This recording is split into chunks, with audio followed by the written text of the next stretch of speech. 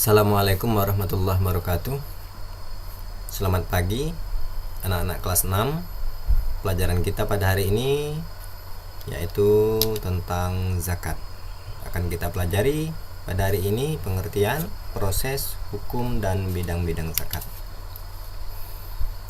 Sebelum kita mulai mempelajari materi, ada baiknya kita lihat dulu kompetensi inti dan kompetensi dasar dari pelajaran zakat. Ini bisa kita lihat, ini ada 4 kompetensi inti, kemudian ada 2 kompetensi dasar dari pelajaran zakat ini. Yang pertama, memahami hikmah zakat, infak, dan sedekah sebagai implementasi dari rukun Islam. Yang kedua, menunjukkan hikmah zakat, infak, dan sedekah sebagai implementasi dari rukun Islam. Kemudian ada tujuan pembelajaran. Dengan mengamati gambar, peserta didik dapat menguraikan jenis harta yang wajib dizakati dengan benar. Kemudian melalui diskusi, peserta didik dapat mendemonstrasikan tata cara pembayaran zakat fitrah atau zakat mal dengan benar. Kemudian setelah mendemonstrasikan, peserta didik dapat mengaplikasikan tata cara pembayaran zakat fitrah atau zakat mal dalam kehidupan sehari-hari dengan tepat. Ini ada peta konsep pelajaran kita pada hari ini. Yang pertama zakat fitrah, kemudian zakat mal. Selanjutnya adalah definisi zakat. Definisi zakat secara etimologi atau bahasa, zakat itu berarti suci, tumbuh, berkembang, berkah, beres, meliputi harta, jiwa, dan perilaku. Ini dijelaskan di dalam Al-Quran, surat Ar-Rum ayat 39, surat At-Taubah ayat 103, dan Quran surat Al-Kahfi ayat 81. Anak-anak sekalian, sedangkan menurut istilah, zakat adalah kadar harta tertentu yang diberikan kepada yang berhak menerimanya atau disebut dengan mustahik dengan syarat-syarat tertentu. Nah, zakat macam-macam zakat. Zakat nafs atau jiwa atau disebut dengan zakat fitrah. Kemudian ada zakat mal, yaitu zakat harta. Nah, zakat fitrah pengertiannya, fitrah adalah sifat pembawaan sejak lahir, itu arti fitrah. Sedang secara istilah adalah kadar harta yang diberikan kepada orang yang berhak menerimanya dengan beberapa syarat guna membersihkan diri dari perbuatan yang kotor dan keji bagi orang yang berpuasa Ramadan. Nah, hukum zakat fitrah. Mengeluarkan zakat fitrah wajib hukumnya bagi setiap muslim. Artinya fardhu ain, berupa makanan yang mengenyangkan sebanyak 3,1 liter atau 2,5 kg. Dari makanan yang mengenyangkan maksudnya dari makanan yang kita makan sehari-hari. Artinya di sehari-hari, artinya di sini adalah beras. Ya. Ada syarat selanjutnya, ada syarat wajib zakat fitrah. Bisa kita lihat. Yang pertama, beragama Islam, anak-anak. Jadi kalau orang yang non-Islam, tidak beragama Islam, itu tidak wajib membayar zakat. Kemudian masih hidup saat terbenamnya matahari pada akhir Ramadan. Artinya sebelum hari raya Idul Fitri, sebelum sholat Idul Id, itu wajib untuk membayar zakat. Kemudian mempunyai kelebihan makanan untuk dirinya dan keluarganya pada malam hari raya Idul Fitri. Itu syarat wajib zakat. Landasan zakat, surat At-Taubah ayat 103. Bismillahirrahmanirrahim.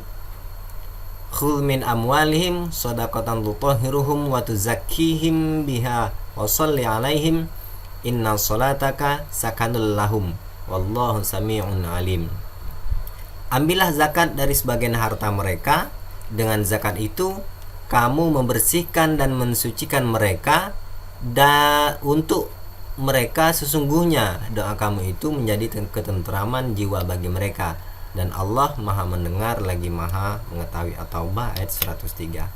Kemudian ada lagi hadis Nabi Muhammad SAW yang diriwayatkan oleh Bukhari dan Muslim, yang artinya Rasulullah mewajibkan zakat fitrah sebanyak 1 soh atau 2,5 kg kurma atau gandum atas setiap hamba atau orang merdeka, laki-laki atau perempuan, kecil besar dari orang Islam. Beliau menyuruh melaksanakannya sebelum orang-orang pergi sholat Idul Fitri.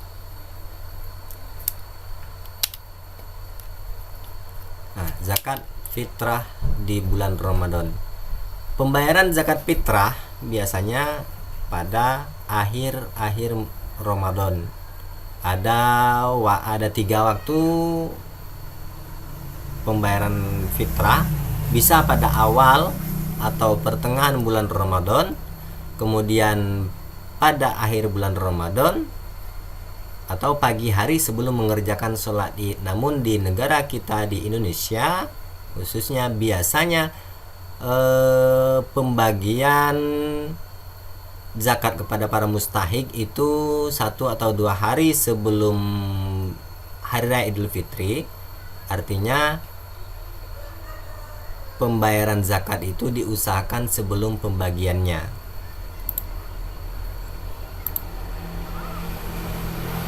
Nah, selanjutnya adalah manfaat zakat fitrah.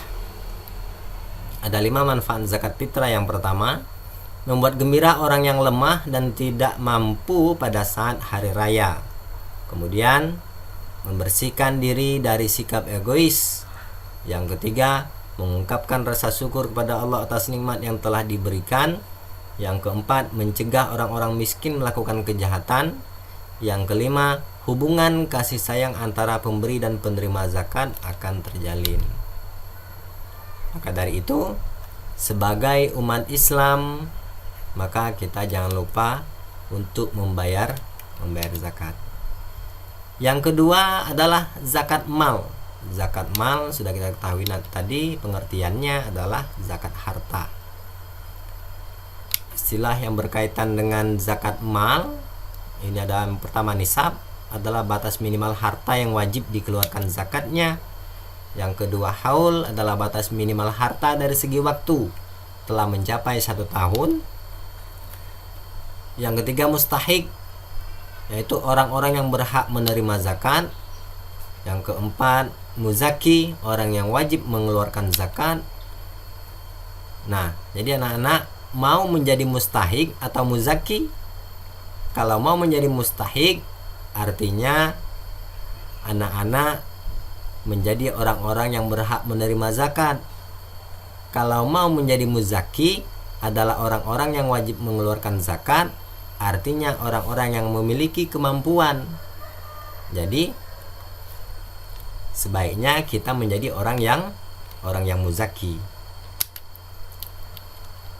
Nah, selanjutnya adalah kriteria harta zakat harta. Yang pertama, dimiliki secara sempurna. Yang kedua, produktif. Yang ketiga, melebihi nisab, sudah melebihi 1 tahun maksudnya tadi. Kemudian melewati haul. Kemudian melebihi hajat atau melebihi kebutuhannya. Kemudian orang itu selamat dari hutang. Nah, catatan, secara umum syarat-syarat tersebut sama kecuali hasil pertanian tidak perlu 1 tahun. Zakatnya setiap kali panen itu sudah harus dibayar zakatnya. Berupa bahan makanan yang mengenyangkan dan tahan disimpan dalam waktu yang lama, ditanam oleh manusia untuk binatang ternak dan digembalakan secara bebas. Jenis zakat. Yang pertama, peternakan. Yang kedua, pertanian. 3 perdagangan, yang keempat emas dan perak, yang kelima fitrah, zakat fitrah yang kita bahas tadi, yang keenam rikas atau harta terpendam, yang ketujuh zakat profesi, dan yang kedelapan adalah persewaan. Nah, nomor 1 sampai nomor 6 itu adalah zakat yang klasik yang sudah dibahas, sudah ada sejak zaman dahulu. Sedangkan profesi dan persewaan itu disebut dengan kontemporer, yaitu zakat yang baru ada dan dibayar pada masa sekarang ini. Kemudian ada mustahik zakat. Yang pertama fuqara, kemudian miskin, amil, kemudian mu'allaf, budak, ada gharim, ada sabilillah, dan ada ibnu sabil. Ya, ini bisa kita lihat. Fuqara tidak memiliki penghasilan sama sekali. Miskin punya penghasilan tapi tidak cukup. Amil adalah petugas dari pengumpul zakat. Mu'allaf adalah orang yang masuk Islam. Kemudian budak, orang yang menebus diri untuk merdeka. Gharim, orang yang berhutang untuk menyambung hidup. Kemudian sabilillah, perang fisik membela agama Islam. Kemudian ibnu sabil, orang yang kehabisan bekal. Itulah 8 golongan asnaf penerima zakat. Nah, dari materi ini, jika ada yang ingin ditanyakan, silakan tulis pada kolom komentar. Sekian dulu Bapak Hari. Wabillahi taufik wal hidayah. Assalamualaikum warahmatullahi wabarakatuh.